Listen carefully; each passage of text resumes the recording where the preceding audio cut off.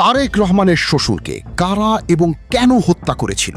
১৯৩৪ সালের ৩ নভেম্বর সিলেটের এক সম্ভ্রান্ত পরিবারে জন্ম নেন তারেক রহমানের শ্বশুর তথা জোবায়দা রহমানের বাবা মাহবুব আলী খান। পাকিস্তান নৌবাহিনীতে যোগ দিয়ে ধীরে ধীরে নিজেকে দক্ষ ও দেশপ্রেমিক কর্মকর্তা হিসেবে প্রতিষ্ঠিত করেন। মুক্তিযুদ্ধের সময় পাকিস্তানে পরিবারসহ গৃহবন্দী ছিলেন তিনি। পরে বহু ঝুঁকি নিয়ে বাংলাদেশে ফিরে আসেন এবং স্বাধীন দেশে নৌবাহিনী গঠনে গুরুত্বপূর্ণ ভূমিকা রাখেন।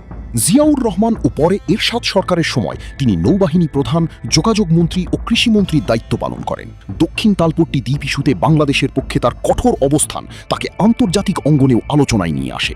বিশ্লেষকদের মতে এই কারণেই তিনি বিদেশি শক্তির চোখে অস্বস্তিকর ব্যক্তি হয়ে উঠেছিলেন। ১৯৮৪ সালের ৫ অগস্ট বিমান দুর্ঘটনার উদ্ধার কাজ তদারকি করার পর হঠাৎ অসুস্থ হয়ে পড়েন মাহবুব আলী খান। পরদিন সম্মিলিত সামরিক হাসপাতালে তার মৃত্যু হয়। কিন্তু মৃত্যুর পর থেকেই ছড়িয়ে পড়ে নানা গুঞ্জন। অনেকের দাবি তার মৃত্যু ছিল রহস্যজনক এবং পরিকল্পিত, যদিও আজও এই বিষয়ে কোনো সরকারি তদন্ত রিপোর্ট প্রকাশ করা হয়নি। ফলে প্রশ্ন এখনও রয়ে গেছে, মাহবুব আলী খান কি সত্যি হৃদরোগে মারা গিয়েছিলেন, নাকি তিনি হয়েছিলেন এক গভীর রাজনৈতিক ষড়যন্ত্রের শিকার?